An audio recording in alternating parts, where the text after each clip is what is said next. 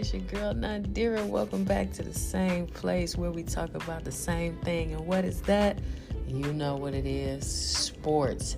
Yes, we are going to talk about Week 16 takeaways, movement in the NBA. We're going to talk about the MLB lockout. And oh yeah, somebody got fired. So let's start the show.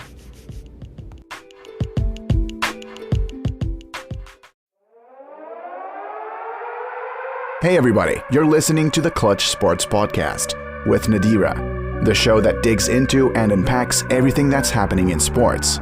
So for people who love sports, let's go.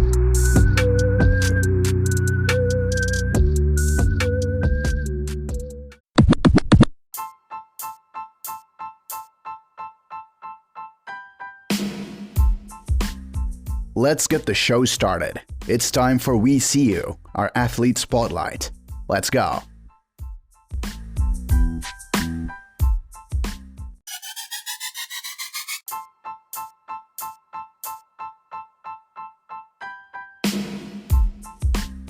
Hey y'all, welcome back. I hope everybody enjoyed food, family, and fun. Let's jump into this episode. We have a lot to talk about, a lot to do. We have to unpack everything. So, topping off each episode, we start off with our athlete spotlight segment. We see you. And it's typically where we, give a shout out to athletes who are giving back to the community, off the court and off the field. This particular week, I'm just going to give a general shout out to everyone who showed up for the holiday season. We had DeAndre Ayton out in Phoenix, Kendrick Perkins out in Texas, and the Currys out in Oakland.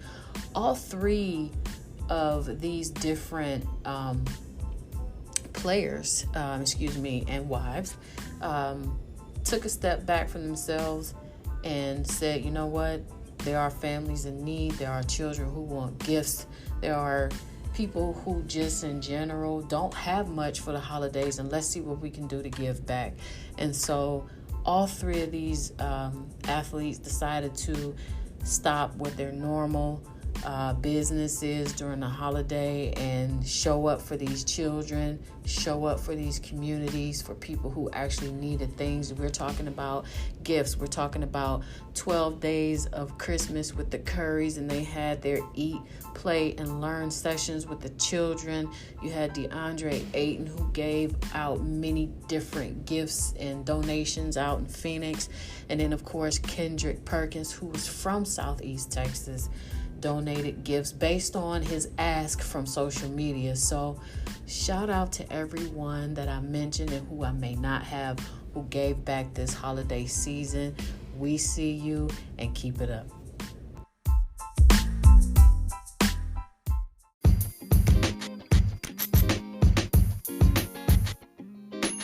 We're diving into the hotspot for the latest news, rumors, and updates. Let's see what's up.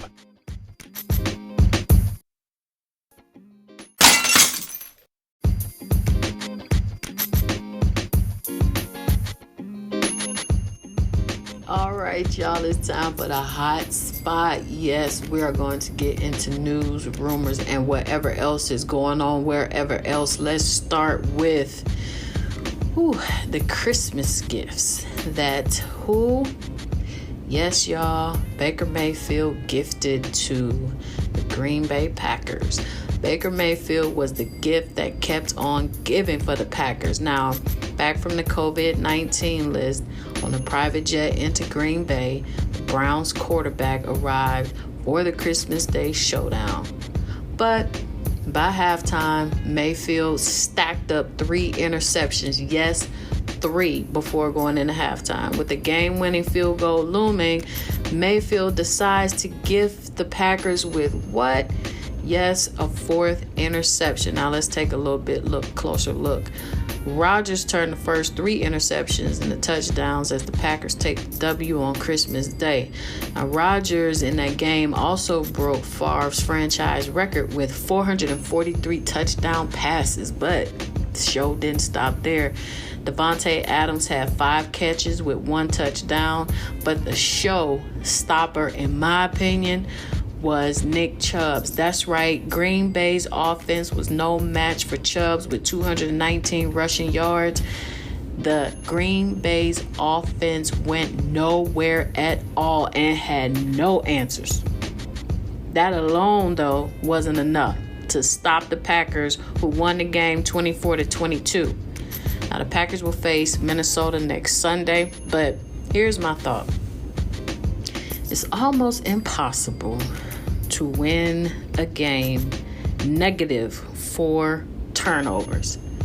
Not to mention the failed play call by Stefanski on the last drive.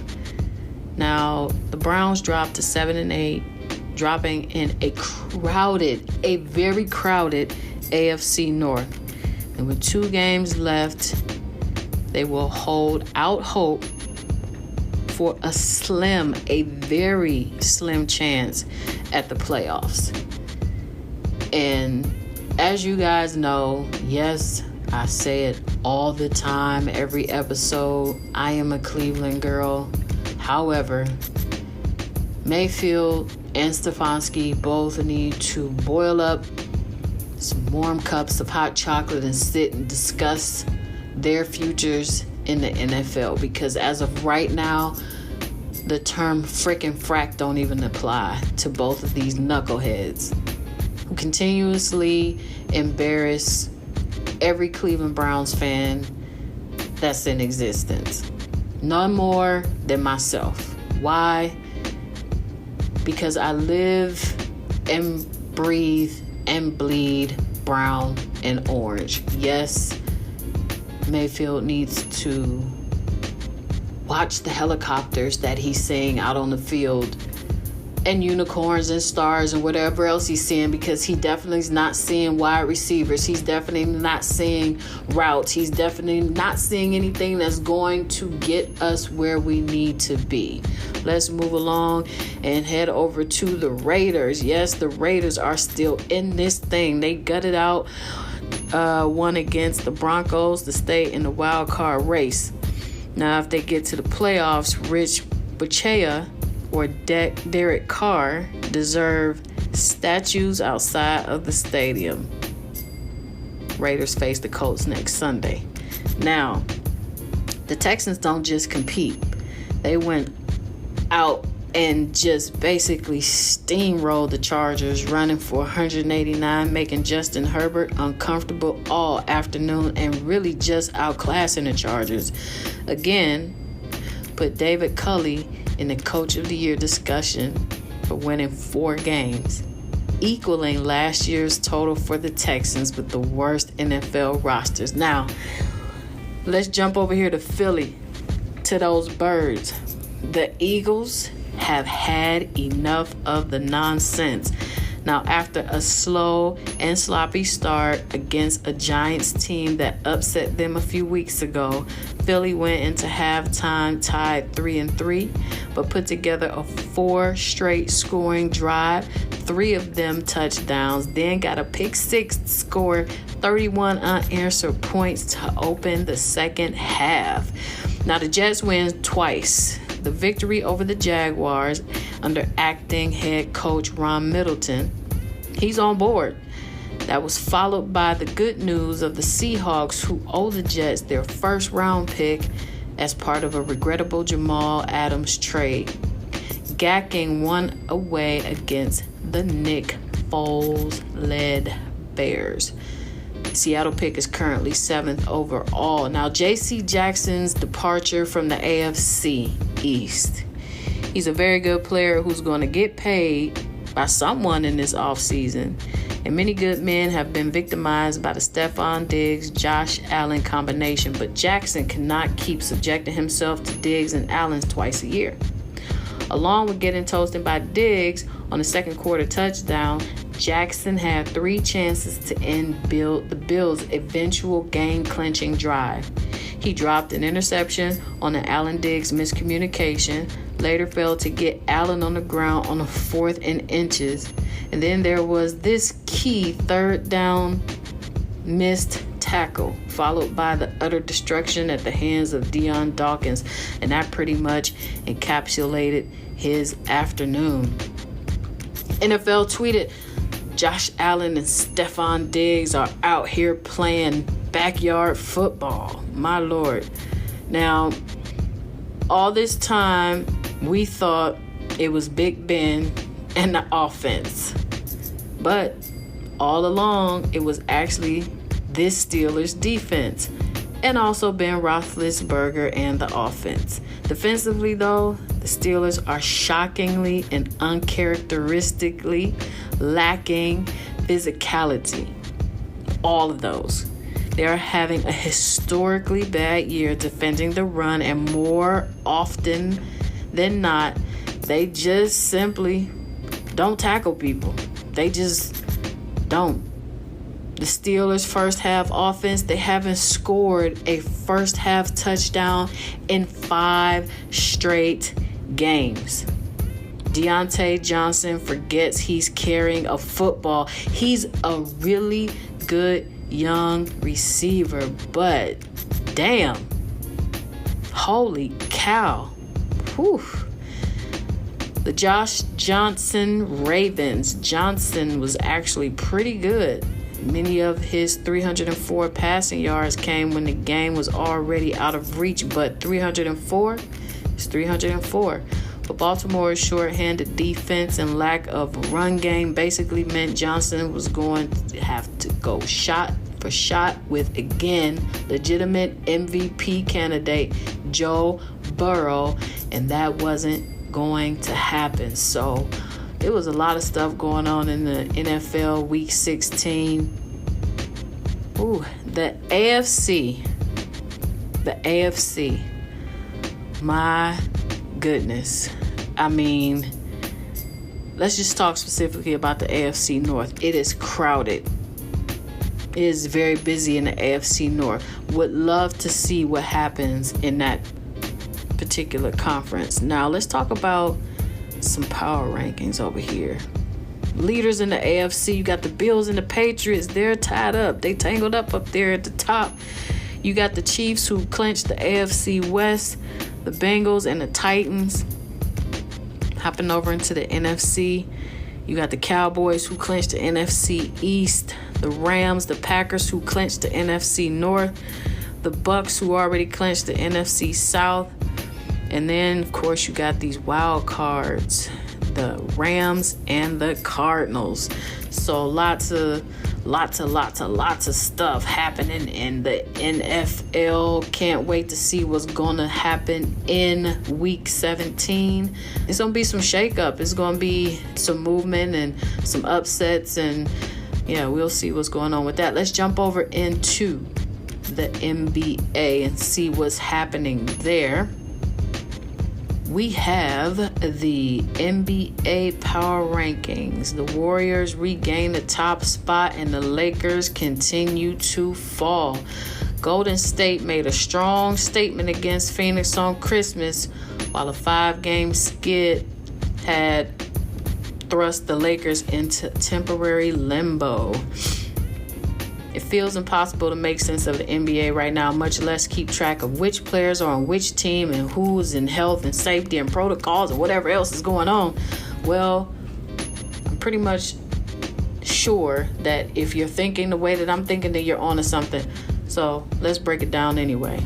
The strange Morris, that is the standings, are not the whole story. Not in a season like this. So the Golden State Warriors, with their current record of 27-6, beating the full-strength Suns on the road for Christmas was a strong statement from the Warriors, who should get Klay Thompson back in January. Draymond Green, Jordan Poole, and Andrew Wiggins are currently in COVID-19 protocols, but Golden State hasn't been this enjoyable in some time, and their ongoing quest for another title is approaching must-watch territory. Now, the Phoenix Suns, whose current record is 26-6, remains a very real foil for Golden State and whoever else, and has 4 starters healthy during this key stretch of mid-season games. If you could guarantee 7 playoff games between the Suns and the Warriors right now, you take that deal, right? Yeah, I think you would. Let's go over here to Utah. Utah Jazz with the current record of 23-9. It's just the Jazz winning 11 of their last 13. Utah hasn't been as dominant defensively as in years past, but boasts the league's top offense by a strong margin at this juncture. They're deep, experienced, and entering Sunday, and nobody in COVID protocol can't ask for more than that. The Milwaukee Bucks, whose record is 22-13, Giannis made his return to lead a Christmas Day win over the Celtics, which the Bucks will hope is a good omen. Whether or not you're superstitious, Milwaukee's next 5 games are against the Magic twice, the Pelicans, the Pistons, and the Raptors. So yeah, we'll see what's going on with that. Chicago Bulls current record is 20-10. The Bulls lost head coach Billy Donovan to a health and safety protocol on Friday with Lonzo Ball right behind him. Now mostly healthy, they should have a chance to catch a rhythm with a couple of weeks of very winnable games ahead. Chicago has more to prove as far as contention goes, but clearly this is stable, short-term recipe. Those Brooklyn boys, the Brooklyn Nets, their current record is 22-9. The ultra short-handed Nets benefited from 3-game postponements and may not miss much of a beat. James Harden is out of COVID protocol, and Kevin Durant should be back sooner than later, and Kyrie Irving should eventually return. What it looks like with everyone back on the field is the spicy part. So yes, once they get on the court, I think it might get a little spicy. Let's talk about my Cleveland Cavaliers, y'all, whose record is 20-13. The Cavs have forcefully flipped their own script this season. Yes, we done flipped the script, although winning with neither Jared Allen nor Evan Mobley in the lineup may provide a bit difficult. Kobe Altman deserves a lot of credit for fixing a situation many people had written off before the season started, and J.B. Bickerstaff's new contract extension reflects that. Let's go down here to Memphis. Their record is 20-14. Formerly red-hot Memphis has struggled a bit since Ja Morant returned to the lineup last week. And should they be worried? No, we probably shouldn't be. Going down to Miami, the Heat's record 21-13. Losing Kyle Lowry to COVID protocol is a big blow, but Jimmy Butler returned on Sunday to make life a little bit easier. At this point, I trust pretty much whoever the Heat decide to roll out there. Max Struss was one of the favorite undrafted sleepers in 2019, but nobody would have predicted the type of tear he's on. Denver Nuggets, their record is 16-16. It remains hard to say if the Nuggets are underachieving or overachieving at any given time. They deserve some sympathy with Jamal Murray still out and Michael Porter Jr. potentially done for the season, but they're still blowing winnable opportunities, and they still have Nikola Jokic. January is crucial as Denver's next 13 games comes against Western Conference opponents. If the Nuggets can get Murray back in the second half of the season, maybe the calculus changes. Who knows? Talk about the Wizards. Current record is 17-16. Their previous ranking was 16. Bradley Beal entered the health and safety protocol at a terrible time for the Wizards, who spent much of December backsliding towards 500 but continued to hang around the play-in cut line. On the bright side, recent first-round draftees Denny Advija and Corey Kispert may be stepping up to help. So interesting to see exactly what's going on around the NBA. Charlotte Hornets, whose record is 17-17. The Hornets' attractive brand of basketball hasn't been accompanied by much winning this month. And Miles Bridges and PJ Washington just entered protocol, which makes life a bit more difficult. Now, well, let me stop there, but at least the franchise still has LaMelo Ball. Now, let me just stop for a second, because every single player on every single team is in some type of COVID protocol. Every last one of them is in COVID protocol. And it's interesting because I feel that the playoff push feels like a battle of just who's healthy and who's not. I mean, if you take a look at Atlanta Hawks, right? The Hawks, 15-17. After losing to the Knicks on Christmas, the Hawks lost John Collins to health and safety protocol and are still without Trae Young for a bit longer. Again, the playoff push feels like a battle. Now, which part of the 7-game November win streak hasn't been particularly good for the Atlanta Hawks? Don't know.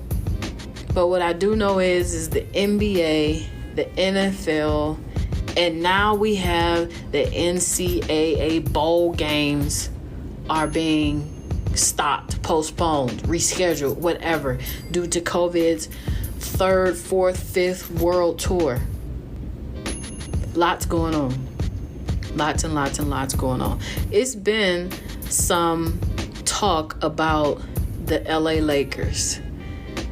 Gossip, rumors, lots of other things, but with a record of 16-18, Anthony Davis is out for a while, and a 5-game skid has thrust the Lakers into temporary limbo. There's not much more LeBron can do right now. Russell Westbrook isn't who he once was. Reinforcements likely aren't coming, and it's not great. It just isn't a great time right now. Let's talk about the MLB. Lots going on. We got some people just scurrying over to Japan right now. Right now, the Major League Baseball free agents are signing in Japan and South Korea during the lockout, which bigger names will follow. Now, if you don't remember, back in 1987, with Major League Baseball owners colluding against the players to suppress salaries, Bob Horner took matters into his own hands. Horner, a former All-Star and Rookie of the Year recipient, had homered 54 times and posted up 121 OPS for the Atlanta Braves in 1985 and 1986 seasons, making it all the more jarring when he agreed to a 1-year contract with the Yakult Swallows. The Swallows, part of Japan's Nippon Professional Baseball League, were willing to do what no MLB club would deem itself to do: pay Horner what he believed he was worth, or nearly $2 million. Now, the holiday weekend alone saw third baseman Rio Ruiz, a veteran part of 6 big league seasons, and Chris Gittens, who appeared in 16 games with the New York Yankees, signed with the Asian League teams.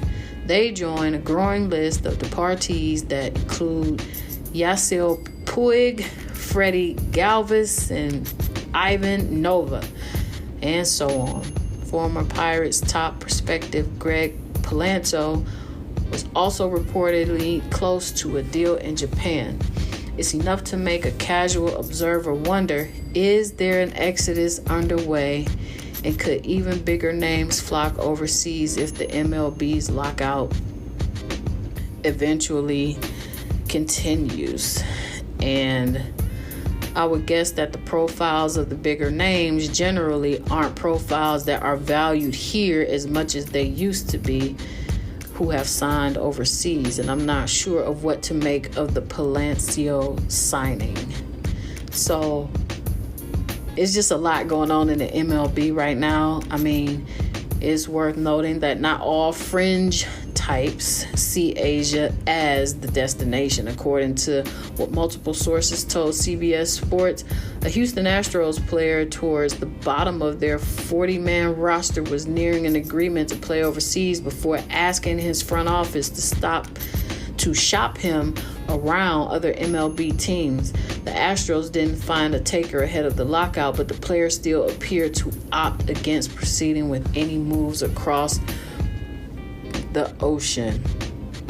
One thing that's for certain is that no player leaving for MPB or KBO this winter is taking the same risk Horner did when he signed with the Swallows. Enough players have returned to the MLB with improved stocks after stints overseas, be it Nick Martinez, Josh Lindblom, Eric Thames, to view it as viable route to payday. The amount of information that the teams are getting on players overseas is vast as it's ever been, the agency source says.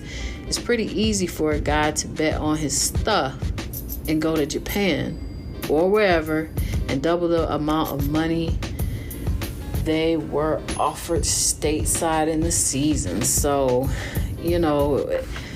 it's a lot going on there in a Major League Baseball. I mean, you can't stop these players from jetting off. That's the first thing. You can't stop that at all. But at the same time, the players and the organizations and these owners need to come together and sit down and have a conversation about these salaries. No shocker, MLB has the best contracts, best salaries, but something else is wrong. And right now, we don't know if you have major players that are going to bounce and go overseas to the Asian League and the Chinese League. So we'll see exactly what's going on over there. And that will do it for our segment of The Hot Spot.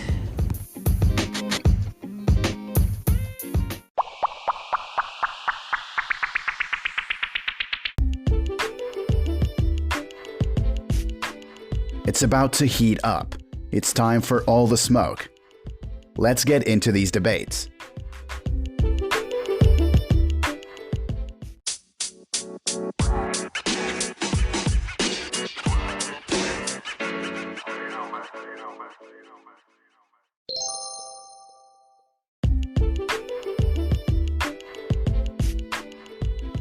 Okay, y'all, it's time for all the smoke. And on the last episode, we spoke about the hot hand. Yes, the hot hand myth in basketball, whether it be NBA, whether it be NCAA. We are going to dig into and talk about this hot hand myth, y'all. So typically, when we talk about the hot hand, it is significant to identify a player that is on a hot streak on the court. But the hot hand describes the belief that the performance of an athlete, typically a basketball player, temporarily improves following a string of successes. Now, although some earlier research failed to detect the hot hand, these studies often are criticized for using inappropriate settings and measures. And the present-day study was designed with these criticisms in mind, and it offers new evidence in a unique setting, the NBA long distance shootout contest, and it uses various measures. Let's jump into those. So one measure is traditional sequential dependency run analysis, individual level analysis, and analysis of spontaneous outbursts by contest announcers about players who are on fire. Now I'm gonna stop there. On fire reminds me of NBA Jam. Yes, you remember when you would just break all the way down the court and you hit that three or that two, 3 times in a row, and the announcer would boast, "You're on fire." Boom, and you were hot for the next couple of plays. Well, this has failed to reveal evidence of a hot hand. That on fire has failed to reveal any type of literature or any type of proof that the hot hand really exists. Now, we conclude that the declarations of the hotness in basketball are best viewed as historical commentary rather than prophecy about future performance. Now, I'm going to say in 100% fan of basketball, I believe in the hot hand, guys. Yes, please don't take that away from my mental. It's a difference. I understand the studies and the analysis, but as a fan of the sport, you want to believe that myth is true. So I had some people call in and give me their opinions and left me messages. And Sam says that everything is figure outable. That is a very strong word, Sam. But no one has figured out about the hot hand. So as a fan, I'm going to ride that wave. Now we're going to jump over here and I believe this is Ezekiel, who says the hot hand is bullshit. It's no more than just fans looking for another reason to have a player on a hot streak.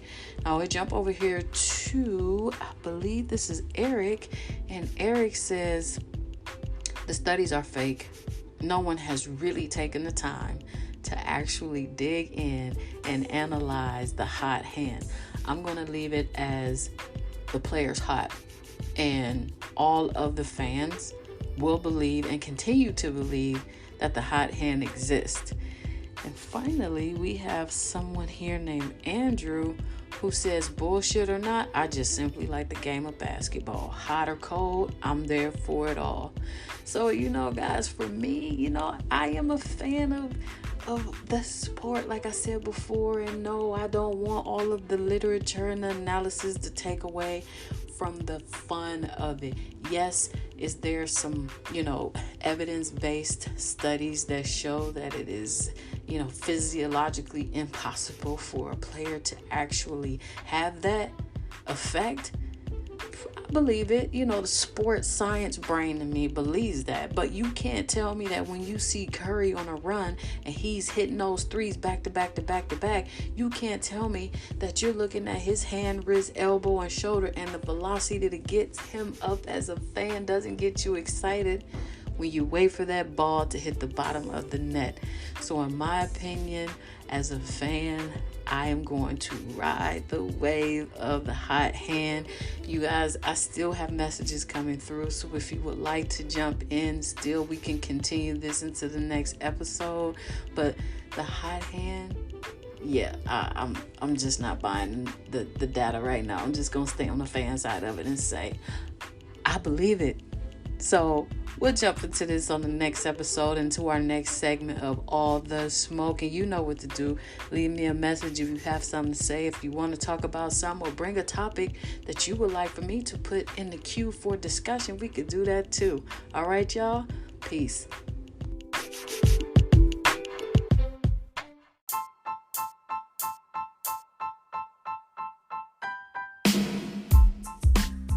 Let's wrap it up. It's time for Say What You Mean. Let's get it.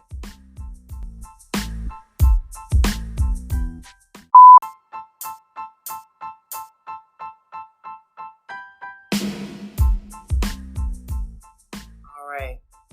It is time for my favorite segment, and that is Say What You Mean. And today, I have a lot to say. Something that has bothered me, I would say, for the past year and a half. And that is the complete abomination that is professional boxing, or lack thereof. And what I mean is the celebrity boxing.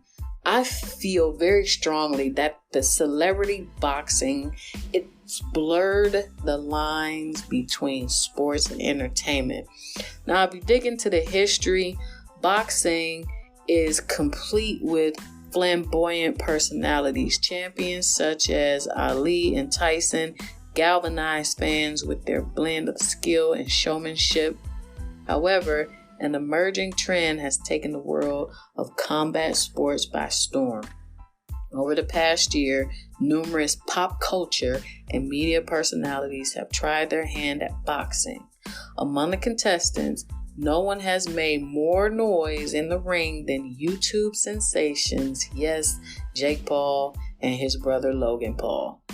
Having mastered the art of self-promotion, the Paul brothers have parlayed their over-the-top personas into the boxing fortune. And while boasting millions of subscribers on YouTube, the duo has transcended online success. With minor acting and rapping, quote-unquote, endeavors to their credit, few would have predicted Jake or Logan Paul to become marketable athletes. Athletes, I use that word loosely. But the Pauls regularly appear on major sporting outlets and have become bona fide boxing stars despite owning novice credentials. Now, back in April, Jake Paul competed in a pay-per-view boxing match against former UFC fighter Ben Askren. Although an accomplished wrestler, Askren possessed no boxing experience and had recently undergone hip surgery. For his part, Jake Paul had just 2 professional matches against non-boxers, yet the public was unconcerned with the men's background and paid top dollar to see the fight. Now, the New York Post reported that Jake Paul's first round win over Askren generated 1.5 million pay-per-view buys worth an estimated $75 million. Disgusting. Considering that neither man is an actual boxer, the payout for their bout was major. It was extraordinary. Not to be outdone by his brother, Logan Paul was scheduled to face the undefeated boxing legend, Floyd Mayweather, back in June. The pay-per-view extravaganza took me over the edge, pissed me off. Logan Paul's career record stands at 0 wins with 1 loss, while Mayweather's resume includes 50 wins and no losses. Why is that even comparable data? To make matters more bizarre, Logan Paul is 18 years younger than Mayweather and outweighs him by 30 pounds. Now, purists contend that celebrity matches are more akin to professional wrestling than boxing. This is a circus atmosphere, you guys, created by these events, and I blame boxing fans for supporting the charade of bullshit. Now, in some instances, people will argue that they are right because it's a buyer beware world. And if audiences are willing to pay for these spectacles, then it's hard to argue with them. They want the money, they want the dollar, they want the bag. If they want to pay it, then we'll put the bullshit on. The rise of celebrity boxing has blurred the line between sports and entertainment. Now, where do things go from here? It's unclear. But one thing is for certain, that the Paul brothers will continue fighting provided there is money to be made, and you can damn sure bank on that, because people have no idea what boxing is all about. I grew up watching, Ali and Foreman and Tyson and many, many others that were prominent back in the day. You had to study boxing. You had to train. You had to watch film. You had to get up at 4 and 5 o'clock in the morning and get out in the cold and jog. But what do? They simply are chasing money with no respect for boxing. It's all about the money. It's all about the bag. It's all about who can actually make more money and have more fans. It's no longer about the sport. It's no longer about, like the Tyson Furies. Okay, well, what's happening when you can have 2 YouTube brothers that can come in and fight WBA and IBF and WBO heavyweight champions and make them look like flaming assholes in the ring for a couple $1 million? It's disgusting. It takes the word champion and gives it another meaning. It waters it down to nothing. It makes the sport of boxing look and feel like a joke. Muhammad Ali will be turning over in his grave right now if he knew what has been allowed in boxing. And for the list of current boxing champions who have not taken a step into the ring with these two gentlemen, don't. Keep the profession as it should. Training, hard work, weigh-ins, simulations, videos, film, everything that you know. Your trainer yelling at you in your face, getting beat up in a sparring match, taking the L on some of those bouts, taking it on the chin like a man and go home, nursing those cuts, walking away in front of an audience where you practice and you train for this sport, not because you ran around a park just so that you could keep up with two YouTubers who have no athletic ability. And I wish that the media would stop calling Jake and his brother Logan athletes. They are not. They are celebrity entertainers who simply need to go back to being YouTubers and entertaining that audience and simply just leave professional boxing alone. And for those who are buying into the bullshit, shame on you. That is it, you guys, for this week's episode of Clutch Sports. I am your host, Nadira. Join me next week and every week, the same time at the same place, where we talk about the same thing. 2 fingers and a thumb, y'all. Peace.